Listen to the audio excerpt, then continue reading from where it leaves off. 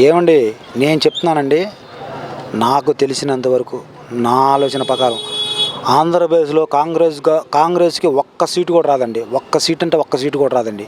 ఇది కావాలండి మీరు రాసి పెట్టుకోండి. ఈసారి మీరు వచ్చినప్పుడు చూడండి. జగన్ గారి క్యాడర్ వల్ల షర్మిల గారి వల్ల కాంగ్రెస్ ఓటు జగన్మోహన్ రెడ్డి గారి ఓటు చీల్చుతుంది అని వీళ్ళు అంటున్నారండి. చంద్రబాబు నాయుడు కూడా షర్మిల గారిని తీసుకురావడానికి కారణం కూడా అదండి. షర్మిల గారి వల్ల ఏమైనా ఓటు తెలిస్తే మనకి లబ్ధి చేకూర్చుద్దా? అసలు వాళ్ళంతా కూడా వాళ్ళు కావాలని చేసిన పని అండి. కాంగ్రెస్ గవర్నమెంట్కి వచ్చేదేమండి, షర్మిల గారి వల్ల జగన్మోహన్ రెడ్డి గారికి వచ్చే నష్టం ఏమీ లేదండి. ఆమె కాంగ్రెసు బుట్టలో చంద్రబాబు నాయుడు గారి మాయ మాటలకి పడిపోయి ఇవాళ సొంత రక్తం పంచుకు పుట్టిన అన్నని విమర్శిస్తున్నారండి. విమర్శించేటప్పుడు ఆమెకు ఆత్మ ఆలోచన చేసుకోమని చెప్పండి. షర్మిల గారి వల్ల వైఎస్ఆర్ కాంగ్రెస్ పార్టీకి కానీ జగన్మోహన్ రెడ్డి గారికి కానీ ఇక్కడున్న ఎమ్మెల్యే నాయకులకు కానీ ఇన్ఛార్జీలు కానీ ఎవరికి కూడా ఎటువంటి నష్టం ఉండదండి. ప్రజల దీవెనలు దేవుడి దయ ఉన్నంత వరకు జగన్మోహన్ రెడ్డి గారు మళ్ళా 2024తో అత్యధిక మెజార్టీతో ఈ ఆంధ్ర రాష్ట్ర ప్రజలు 5 కోట్ల మంది ప్రజలు ఆదరించి మళ్ళీ జగన్మోహన్ రెడ్డి గారికి వైఎస్ఆర్ కాంగ్రెస్ పార్టీకి పట్టం కడతారండి. షర్మిల గారు కాంగ్రెస్ నుంచి పోటీ చేస్తున్నారు, ఇంకోవైపు టీడీపీ పొత్తులతో వస్తుంది. జగన్ కూడా ఇప్పటి నుంచే స్టార్ట్ చేశారు. ఈసారి ఎవరు గెలుస్తారంటారు 2024లో? 2024లో వైఎస్ఆర్ కాంగ్రెస్ పార్టీ అత్యధిక మెజార్టీతో గెలుస్తుందమ్మా. మళ్ళా జగన్మోహన్ రెడ్డి గారే ఇక్కడ ముఖ్యమంత్రిగా ప్రభుత్వ పాలన చేస్తారమ్మా. పవన్ కళ్యాణ్ వచ్చినా చంద్రబాబు నాయుడు వచ్చినా జనాలు నమ్మిన స్థితిలో లేరండి. అసలు వాళ్ళకి క్లారిటీ లేదండి. ఇప్పుడు ఆయన బీజేపీతో నడుస్తున్నాడో క్లారిటీ లేదు, టీడీపీతో కలుస్తున్నాడో క్లారిటీ లేదు. బీజేపీలో మాతో పొత్తులో ఉన్నారంటారు, టీడీపీలో మాతో పొత్తులో ఉన్నారంట. ఇంతవరకు వాళ్ళ సీట్లు ప్రకటించుకోవడానికి వాళ్ళకి లేదండి. అసలు అభ్యర్థులు కూడా పూర్తిగా లేరండి వాళ్ళకి. బీజేపీతో పొత్తు పెట్టుకుంటారంటారా? అంటే టీడీపీలో సీట్లు అది క్లారిటీ లేదు మేడం. వాళ్ళకే క్లారిటీ లేదు మేడం. పవన్ కళ్యాణ్ గారికి క్లారిటీ లేదు, బీజేపీ ఇక్కడ ఉన్న ఆంధ్రప్రదేశ్లో ఉన్న పెద్దలకి క్లారిటీ లేదు, వాళ్ళకే క్లారిటీ లేదు మేడం. ఏం జరుగుతుందో కూడా అయోమయ స్థితిలో వాళ్ళు ఉన్నారండి. మనం చెప్పడానికి కూడా అవకాశం లేదు. అసలు వాళ్ళకే అర్థం కావట్లేదు ఇక్కడ జరిగేది ఏముందండి మేడం గారు. ఇక్కడ షర్మిల గారు డి అంటే డి అని అన్నయ్యకి పోటీగా పెట్టారుగా పార్టీ, మరి ఏమన్నా గెలిచే అవకాశాలు ఉందా షర్మిల గారు? ఏమండి, షర్మిల గారి వల్ల ఇప్పుడు కాంగ్రెస్ పార్టీ ఇక్కడ చచ్చిపోయిందండి. కాంగ్రెస్ ప్రభుత్వం అనేది మీ కుటుంబాన్ని మీ నాన్నగారు చనిపోయిన తర్వాత ఎఫ్ఐఆర్లో చేర్చారు. అలాంటి కాంగ్రెస్ గవర్నమెంట్తో వెళ్ళి ఇవాళ మీరు పనిచేస్తున్నారు. కాంగ్రెస్ గవర్నమెంట్ వల్లే మీ కుటుంబం మొత్తం, మీ అన్నయ్య జైలు పాలయ్యారు, మీ అమ్మ మీరు అంతా రోడ్ల మీద కూర్చున్నారు. మిమ్మల్ని ఎన్ని అవమానాలకు ఎదురు చేశారో అన్ని అవమానాలు చేశారండి. ఇవాళ మీరు అది గుర్తు లేకుండా వెళ్ళి కాంగ్రెస్ తో పనిచేస్తున్నారు. జగన్ ఇప్పుడు సీఎం అయ్యాక ఒక జగన్ అని కూడా వ్యాఖ్యలు చేస్తున్నారు. అది కరెక్ట్ కాదండి. సీఎం కాకముందేమో ప్రత్యేక హోదా తీసుకొస్తానన్నారు, ఇప్పుడు దాని గురించే మర్చిపోయారు అని అంటున్నారు కదా. ప్రత్యేక హోదా గురించి జగన్మోహన్ రెడ్డి గారు ఏమీ మర్చిపోలేదండి. అప్పుడు గెలిచినప్పుడు కాడి నుంచి కూడా ఇప్పుడు కూడా జగన్మోహన్ రెడ్డి గారు ప్రత్యేక హోదా గురించి పోరాడుతూనే ఉన్నారండి, ఇంకా పోరాడతారండి. కానీ ఏంటంటే కేంద్ర గవర్నమెంట్ దానికి సమయం చెప్తా ఉందండి. ఆ సమయం కోసం ఆంధ్ర రాష్ట్ర ప్రజలు బీజేపీ గవర్నమెంట్ జగన్మోహన్ రెడ్డి గారు ఎవరికి తల వంచే నాయకుడు కాదండి. తల వంచే నాయకుడు అయితే ఆ రోజున కేంద్రంలో ఉన్న కాంగ్రెస్ గవర్నమెంట్కి కానీ సోనియా గాంధీ గారికి కానీ ఎదురెళ్ళి నిలబడేవాడు కాదండి. జగన్మోహన్ రెడ్డి అనే వ్యక్తి ఎవరికి కూడా తల వంచే టైపు కానీ ఇవాళ ఎన్ని పార్టీలు ఉన్నాయండి, ఎంతమంది పవన్ కళ్యాణ్ ఉండి, ఎంతమంది చంద్రబాబు ఉండి, ఎంతమంది మూకముడిగా వచ్చినా కూడా ఎదుర్కొంటే ధైర్యం జగన్మోహన్ రెడ్డి గారికి ఉంది. ప్రజల దీవెనలు ఉన్నాయి. షర్మిలకు భయపడుతున్నాడు అని కూడా వ్యాఖ్యలు చేస్తుంది షర్మిల గారు. ఏమండి, జగన్మోహన్ రెడ్డి సోనియా గాంధీ లాంటి వాళ్ళకి పెద్ద వాళ్ళకి భయపడలేదండి. భయపడలేదంటే భయపడడం అనేది జగన్మోహన్ రెడ్డి గారి బ్లడ్లో లేదండి.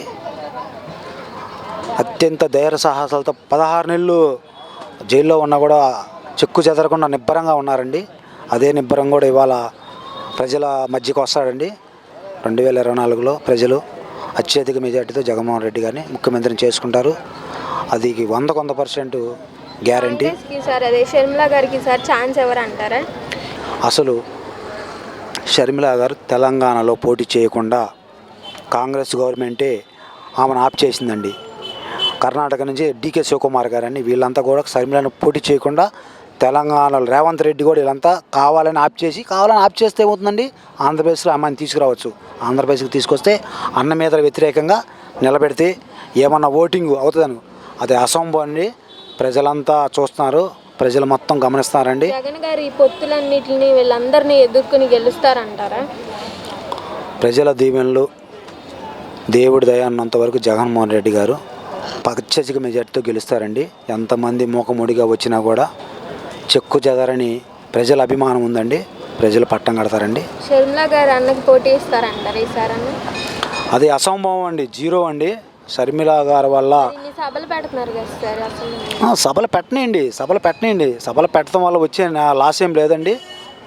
ప్రజలు అనేవాళ్ళు అన్నీ గమనిస్తూ ఉంటారండి. వాటర్ మనకన్నా మీకన్నా చాలా తెలివితేటలుగా ఉంటారండి. వాటర్ అనేవాళ్ళు ఎక్కడ కూడా బ్యాలెన్సింగ్గా ఉన్నారు. ఆంధ్రప్రదేశ్లో ఏం జరుగుతుంది, ఎవరేం చేస్తున్నారు, చంద్రబాబు నాయుడు ఏ రోజునండి మాట చెబితే మాట ఇచ్చాడండి ప్రజలకి. ఆయన చెప్పే మాటలని ప్రజలు నమ్మే స్థితిలో లేరండి. మీ ఇంట్లో ఏదన్నా జరిగితేనే నాకు ఓటేయండి అని అంటున్నారు. ఏ నాయకుడని ఎంతవరకు అడిగాడండి అలాగా? మీ ఇంట్లో లబ్ధి పొందితేనే, మీకు న్యాయం జరిగితేనే నాకు ఓటేయండి అని అడుగుతున్న ఏకైక నాయకుడు జగన్మోహన్ రెడ్డి గారండి. చంద్రబాబు నాయుడు అనే వ్యక్తి 14 సంవత్సరాలు ముఖ్యమంత్రిగా చేశారు. ఆంధ్ర రాష్ట్రానికి ఏం చేశావు, ఏ ప్రజలకి ఏం న్యాయం చేశావు? ఎవరికి న్యాయం చేసిన దాఖలా లేవండి. నవరత్నాలు ప్రతి పథకం కూడా ప్రజల ముందుకు తీసుకెళ్ళామండి. ప్రజలకి అందుబాటులో ఉండి ఏంటి, ఇంతకు ముందు ఉన్న గవర్నమెంట్ అన్నీ కూడా మధ్యలో దళారీ వ్యవస్థ ఉండేదండి. ఈ జన్మభూమి కమిటీ ఉండేదండి, వాళ్ళే సగం తినేసేవాళ్ళండి. జగన్మోహన్ రెడ్డి అనే వ్యక్తి ముఖ్యమంత్రి గారు డైరెక్ట్గా లబ్ధిదారుడికి అందేటట్టు వాళ్ళ అకౌంట్లలో వేస్తున్నారండి. మధ్యలో ఎవరు లేరండి. తెల్లారు లేసరికి ఫోన్లో చూసుకుంటే డబ్బులు వచ్చిందో లేదో మీకు కూడా తెలియదండి. మీరు చూసుకుంటే కానీ తెలుస్తుంది. ఏంటి, ప్రజల కోసము ఏ రాష్ట్రమైనా ఏ నాయకుడైనా ఉండేది ప్రజల కోసం అండి. అప్పులు అంటే అండి ప్రజల కోసం కొంత అవుతుందండి. ఏ రాష్ట్రంలో లేదండి ఇలా అప్పు చెప్పండి? తమిళనాడులో లేదా, తెలంగాణలో లేదా, కర్ణాటకలో లేదా, ఎంతకన్నా ఎక్కువ అప్పులు ఉన్నాయండి. వీళ్ళే ఇప్పుడు చంద్రబాబు నాయుడు గారు చెప్తున్నారండి, జగన్మోహన్ రెడ్డి గారు చేస్తున్న వల్ల ఇంకొక శ్రీలంక అవుద్దని. మీరు అంతకన్నా ఎక్కువ ఇంకా పథకాలు చెప్తున్నారు అంటే అప్పుడు శ్రీలంక కన్నా ఎక్కువ అవదా, లాస్ అవదా? ఆయన కూడా సభలు పెడుతున్నారు, రా కదిలిరండి జనాలు నాకు ఓటేయండి అని కూడా వ్యాఖ్యలు. ఏమండి, రా కదిలని పిలవనండి, ఏమన్నా పిలవండి, ప్రజలు నమ్మే స్థితిలో లేరు. చంద్రబాబు నాయుడు ఇచ్చిన మాటకి ఎప్పుడు కట్టుబడి లేడండి. అతని మాటలు ప్రజలు నమ్మే స్థితిలో ఎవరు లేరండి. జగన్మోహన్ రెడ్డి గారు చేసిన మేలు, జగన్మోహన్ రెడ్డి గారు చేసిన పనుల వల్ల వాడగొడతాను జగన్ వైనాట్ పులివెందులని కూడా వ్యాఖ్యలు చేస్తున్నారు కదా. పులివెందుల్లో లక్షల ఓట్ల మెజార్టీతోనే జగన్మోహన్ రెడ్డి గారు రేపు 2024లో గెలుస్తారండి. ఈ ప్రజలు అలాగే దీవిస్తారు. 2 లక్షల చిల్లరతో ఓట్ల మెజార్టీతో గెలుస్తారండి ఇలా జగన్మోహన్ రెడ్డి గారు. భీమిలో శంకరామం అత్యధికంగా సక్సెస్ అవుతుందండి. ప్రజలు మొత్తం కూడా, ఆంధ్ర రాష్ట్ర ప్రజలు మొత్తం కూడా అక్కడ వెళ్ళడానికి కార్యకర్తలుగా నాయకులుగా సంసిద్ధంగా ఉన్నారండి. అత్యధికంగా సక్సెస్ అవుతుందండి. సక్సెస్ అవ్వాలని మేము కోరుకుంటున్నామండి. జగన్ ఈసారి గెలుస్తారంటారా? వైఎస్ జగన్మోహన్ రెడ్డి గారికి ప్రజలు పట్టం కడతారండి. 2024లో జగన్మోహన్ రెడ్డి గారే అత్యధిక మెజార్టీతో ఈ ఆంధ్ర రాష్ట్రానికి ముఖ్యమంత్రిగా ప్రజల దీవెనలతో, దేవుడు దయతో అవుతారండి. షర్మిల గారు కూడా బీజేపీ అని వ్యాఖ్యలు చేస్తున్నారు కదా. చంద్రబాబు, నేను చెప్తున్నాను కదా, చంద్రబాబు ట్రాబులు పడిపోయి కాంగ్రెస్ వాళ్ళు చంద్రబాబు నాయుడు అంతా కలిసి జగన్ ఓడి చేయాలని చూస్తున్నారు. అది బి అంటే బాబు, జే అంటే జగన్, పి అంటే పవన్ అని వ్యాఖ్యలు. వీళ్ళు ముగ్గురు బీజేపీకి పొత్తులుగా ఉన్నారని కూడా. ఏం లేదండి, జగన్ ఎవరికి సపోర్ట్ లేదు. జగన్ సొంతగా నిలబడతాడు, సొంతగా గెలుస్తాడు. ఈసారి ఎమ్మెల్యేలను కూడా మార్చారు కదా, దీనివల్ల ఏమన్నా ఏం ఉండదండి, పని చేయని వాళ్ళని మార్చాడు, ఏముండదు. వీళ్ళందరూ మరి టీడీపీలో వెళ్తే మా టీడీపీకి వెళ్ళినంత మాత్రం ఏముండదండి. జగన్ చూసి గెలిచేవాళ్ళు కానీ ఎమ్మెల్యేలను చూసి ఎవరు గెలవరు. షర్మిల డి అంటే డి ఏమి ఉండదండి. షర్మిల కనీసం వాళ్ళకి ఏం రాదు, డిపాజిట్ కూడా ఉండదు. షర్మిల కాంగ్రెస్ వస్తే ప్రత్యేక హోదా ఏదైనా తెస్తాడు, జగనే తెస్తాడు. ఏదైనా జగన్ వల్లే సాధ్యం. జగన్కి ఏమి సాధ్యం కావట్లేదు, కనీసం అభివృద్ధి కూడా చేయలేదు. వాళ్ళ కాంగ్రెస్ వాళ్ళు అంటాము, టీడీపీ వాళ్ళు అంటాం తప్పితే ఏం లేదు. ఇప్పుడు ఎలుగున్న ప్రాజెక్ట్ ఉంది, అయిపోయింది. మాకు నీళ్ళు కూడా వదులుతున్నారు. ఇప్పుడు వచ్చాను, అభివృద్ధి ఏం జరగట్లేదు అని ఎందుకు వ్యాఖ్యలు చేస్తారు? వాళ్ళు కావాలని చేస్తున్నారండి. మొత్తం వాళ్ళే ఛానల్, టీవీ పోయే వాళ్ళే, ఆంధ్రజ్యోతి వాళ్ళే, 3 ఛానల్ వాళ్ళే. వాళ్ళు దుష్ప్రచారం చేసుకుంటే తప్పితే ఏం లేదు. జగన్ ఈ పథకాలు ఇచ్చి అప్పుల పాలు చేస్తారు. ఏం లేదు, వాళ్ళకంటే తక్కువ చేసాడు అప్పులు. అప్పులు చేసేసి రాష్ట్రాన్ని అమ్ముద్దాం. ఏం లేదండి, వాళ్ళకంటే తక్కువ చేశాడు. అసలు రాజధాని కూడా కట్టించు. రాజధాని కట్టంటే ఆయన చేసింది గ్రాఫిక్స్ వల్ల ఆగిపోయింది. నన్ను చూసి భయపడుతున్నాడు జగన్ అని కూడా వ్యాఖ్యలు. ఎవరు? షర్మిల గారు. షర్మిల ఏమున్నదండి, ఈ చంద్రబాబు తీసుకొచ్చాడు పెట్టాడు తప్పితే ఏం లేదు. షర్మిల అంత తప్పితే ఏం లేదు. షర్మిలకు ఒక ఛాన్స్ ఇస్తారంటారా? ఏం ఉండదండి, అసలు డిపాజిట్ కూడా ఉండదండి షర్మిలకు. మరి జగన్ గారు షర్మిల పోటీగా నిలుస్తారు. ఏం నిలిచినా కానీ జగన్ తప్పు తట్టుకోలేరు. టీడీపీ కూడా పొత్తులతో వస్తుంది కదా. పొత్తులతో వచ్చినా ఆయన ఒక్కటి సింగల్గా వస్తాడు, ఆయన గెలుస్తాడు. షర్మిల కాంగ్రెస్ వస్తే ప్రత్యేక హోదా వస్తుంది ఆంధ్రప్రదేశ్ అని కూడా వ్యాఖ్యలు చేస్తారు. లేదమ్మా, ఆమె వచ్చే కదా, ఆమె వచ్చే కదా వాళ్ళ వచ్చేది. జగన్ నన్ను చూసి భయపడుతున్నారని కూడా అంటున్నారు కదా. ఆమె చూసి శర్మలను చూసా జన్మలో భయపడతా లేదే, ఇప్పుడు కాదు చిన్నప్పటి నుంచి కూడా లేదు అమ్మా. మరి వీళ్ళందరినీ ఎదుర్కొంటారంటారా? బ్రహ్మాండంగా చెప్పా. మరి బీజేపీకి తొత్తుగా పనిచేస్తుంది అంటున్నారు కదా షర్మిల గారు. యాండి వాళ్ళు వంద చేసుకున్నా సరే గ్యారంటీగా మన జగన్ గారు వస్తారని. బి అంటే బాబు, జే అంటే జగన్, పి అంటే పవన్ కళ్యాణ్, బీజేపీ అని వ్యాఖ్యలు చేస్తున్నారు కదా. అవన్నీ ఇట్టుదేనమ్మా, భూకి పై పైన అన్ని రకాలు చెప్తారు. అది అట్ట ఇది ఎట్ట ఎన్ని రకాలు చెప్పారు, ఏం చెప్పినా ఏమైంది, ఏం కాలేదు కదా. అట్టనే ఇది కూడా ఏమీ కాదు. అంటే వీళ్ళందరినీ ఎదుర్కొని వస్తారా? గ్యారంటీగా వస్తుంది. మరి నవరత్నాల పథకాలు అందరికి అందలేదని కూడా వ్యాఖ్యలు చేస్తున్నారు. అమ్మ మరి అందరికీ కాదు, ఇంతమంది జనాభాలో ఒకేసారి ఎట్ట వస్తాయి?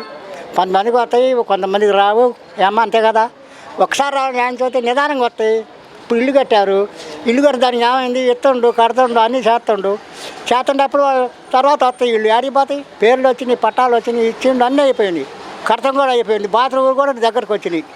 మరి అది లెక్క. శంకరామంతో జగన్ అమ్మా నా వ్యతిరేకంగా వ్యాఖ్యలు చేస్తున్నారు కదా ఎంతమంది. మరి అవన్నిటిదే అవన్నిటిదే గెలుస్తారంటారా? గ్యారంటీగా గెలుస్తుంది ఈసారి.